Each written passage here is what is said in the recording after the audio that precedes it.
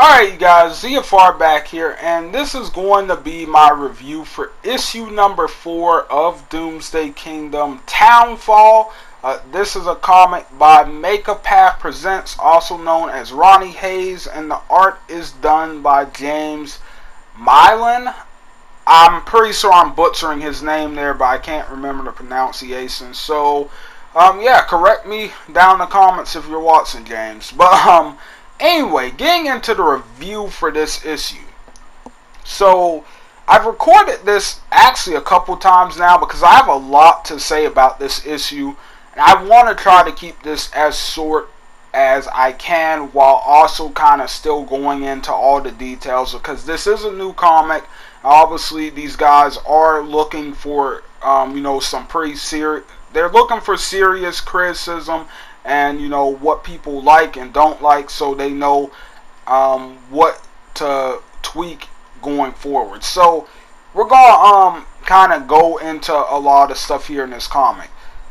So getting into this issue of me definitely was a little underwhelming.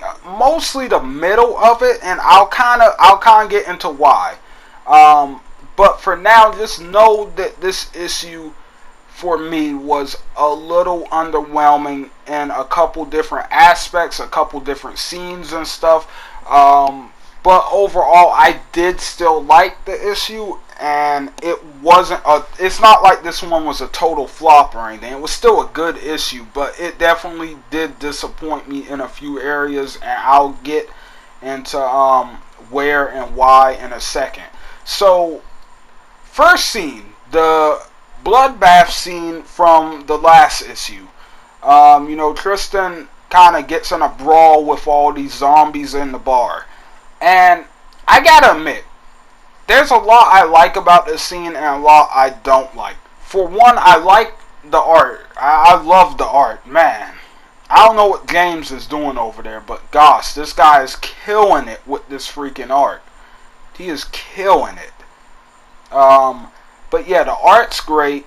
I love all of the zombie kills we get here. Even the one where he just, kind of beats the dude to death or unconscious. I'm not really, once again, we don't know the full extent to what and how these zombies work. So, not sure if that's even possible. But, I do like all the zombie kills in this scene. And sorry, that's my computer going off. But, let's get into stuff I don't like. I gotta admit, this scene disappointed me for one big reason only.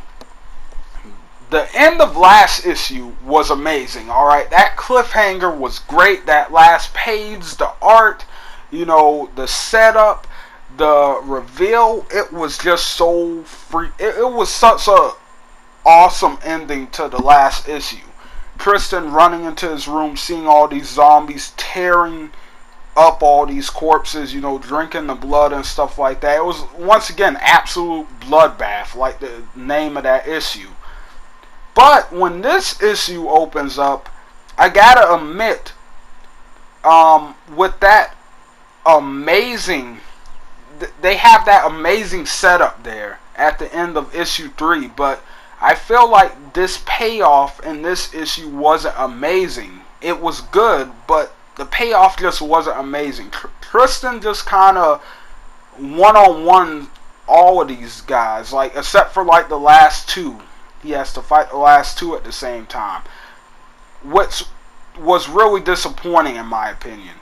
If I'm keeping it honest, I was expecting this to be a crazy scene, because at the end of issue 3 it was just like, oh my god, how is he going to get out of this? He's in there. They're going to see him. Like, how is he possibly going to get out of this situation? There's a lot of them in there, and when we get to this issue, they just kind of fight him one-on-one, and I was kind of expecting all of them to rush him. I don't know, you still see some of them eating. I don't know if that's just something with these zombies, or if that's just a little continuity error there that they had, because the zombies do start to run at him once they notice him. Maybe they just didn't all notice him at the same time. Maybe that's what they're going for. But I don't know. I feel like there wasn't really tension in this scene. If I'm keeping it honest, up until he gets bit at the end. Until he gets bit, it feels like he has this situation under control. And maybe a big part of that is because Tristan is such a cool, calm, and collected character. We don't know this guy's background yet. So if I'm being honest, he just kind of seems like a natural badass, and that's good in a lot of ways, but it's also kind of bad in a few, because in these scenes where it seems like he should be freaking out, where he should be showing a little more fear or emotion, he's just not. He's telling these dudes to get off him. He's punching them like he's in a normal bar fight, when he's being attacked by these people he's just witnessed, feasting on all these corpses. He should be freaking out a little bit more than he is. At least I think so. But he does get bit at the end here and gets saved by Katie. I thought that was an interesting twist, but we already know he's going to survive the bite. So the only tension here is really, alright, how is that going to work? And once again, Tristan takes this meat hammer. He just completely pummels this chick in a fit of rage after this. We've seen his anger go off a couple times, right? We've seen the anger go off, and I do like it when we get to see that little bit of anger, because that is some emotion from him. But once again, we need backstory on this dude. We need to figure out what this dude was doing before this. Was he ex-military or some criminal, or what was going on? Because this dude is pretty hardcore for somebody at the beginning of the zombie apocalypse. I'm just saying. But anyway, moving on to the rest of the issue. You got the dude from the cover. Not much happens there. He's just eating the cat. That freaks them out. But we did see him get his throat slit in the last issue. So the fact that he turned, it's kind of weird. Is it like The Walking Dead, where they're all already infected and they're just getting sick? Some of them are getting sick and dying faster. Like, what's stopping people from getting sick? What's making people get sick? How do the bites and the fever differ? Which we kind of get to see a little bit of a hint of later on in this issue. So, yeah. But here's where the comic starts to really, for me, it kind of starts to slightly lose my interest. Not really, because there is interesting stuff going on, but they don't really stick to any of it, which is where I kind of started to fade in and out while reading it. I kind of start to fade in and out about caring what was going on in some of these moments. Like you see these this epic shot of Tristan and Katie run into this group of people around a burning car, but you're not hearing what these people are saying. You don't see what they're talking about. You don't get a sense of what kind of people they are in any context behind the scene. It kind of looks like they're just like, screw it, end of the world party. But it would have been nice to get a little dialogue there, or a little something to let us know that these are probably people we don't want to get wrapped up with. But it cuts back to more dialogue between Tristan and Katie after that interesting little interruption there. And then we have another interesting interruption with this dude falling off of the top of the building. And yeah, Tristan kind of starts to investigate, and I'm liking this. I'm starting to like this. I'm like, oh, where's this going to go? But they end up just running because, one, they don't want to get led into a trap, and two, they realize they're being watched, but they run off and nothing really happens with that scene. And here's the thing, I think with a lot of these scenes are just setting up stuff for next issue, or either next issue or future issues. And I feel like that's most of this current issue in general. I feel like this issue 4 is really just a big setup issue for stuff to come. And because of that, it's not a bad issue, but it definitely kind kind of, it lacks, it asks a lot of questions, right? You know, it puts a lot of questions and thoughts in the reader's head, but it answers, once again, none of them. So, yeah, I feel like that's where this issue kind of starts to fade. You got the bridge fight, once again, interesting scene. You see, I don't know, something about this Asian looking chick that almost hits them on the bike. I think she's going to be a character later on. I think she's going to be an important character later on, because I don't know, why is that in there? You know what I'm saying? Like, why is that random part in there? Is that just to show, hey, people are in a rush, people are freaking out?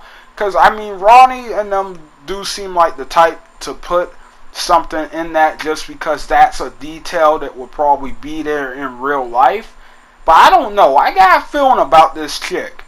You know, she has this interesting looking design on her and stuff. I don't know. Something tells me she's coming back later. I could be wrong, but I don't know about that one. Something about that seemed fishy, but here's where the issue starts to pick up for me again.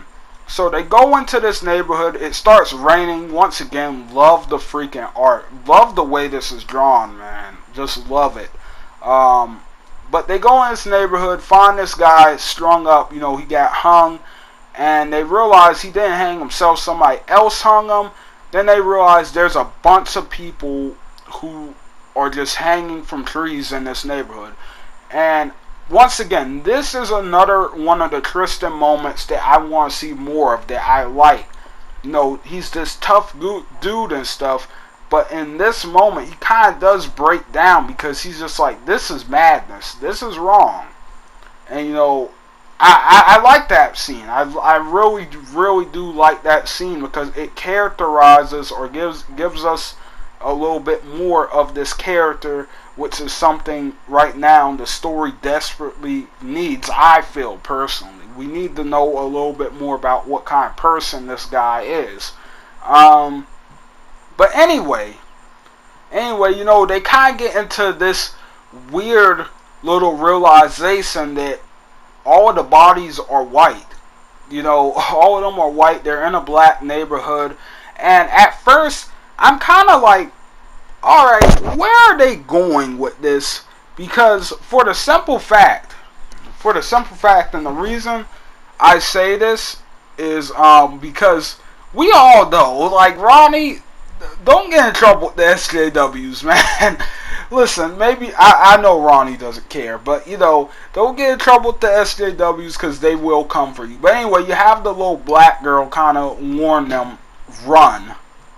I like that. I don't know, something about the scene there.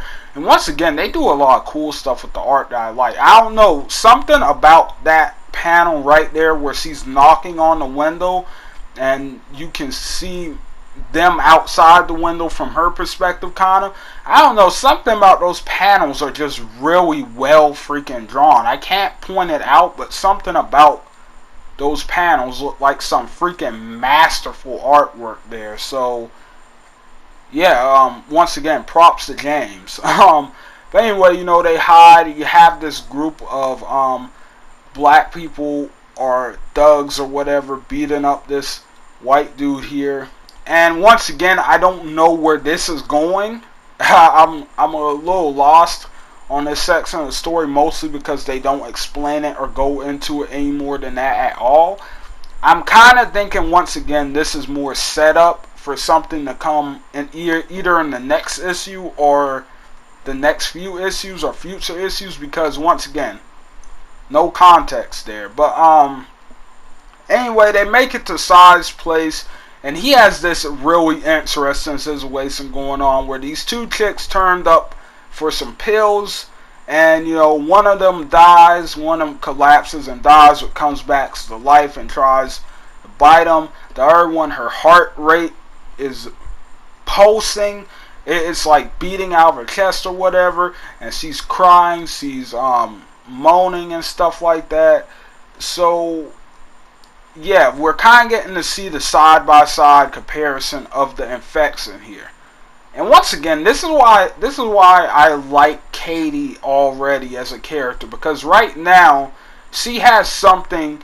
Both her and Sai, if I'm being honest, I kind of like the personality traits that we're getting from them. And not only that, we get these traits consistently.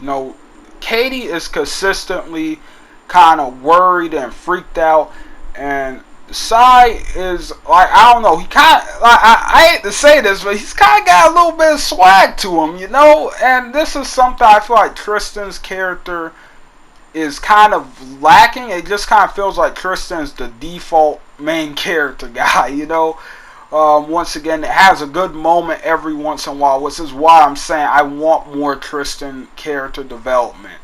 But and that's just my opinion. Maybe some people disagree with me, but that's just how I feel about the character right now.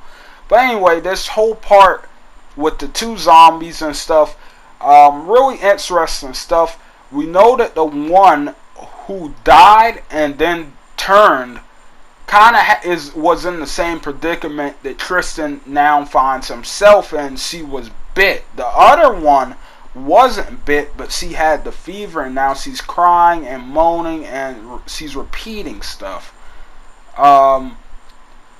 So overall, and can I just say, I like the pitter patter on the window. I thought that was a cool little touch that I didn't notice at first.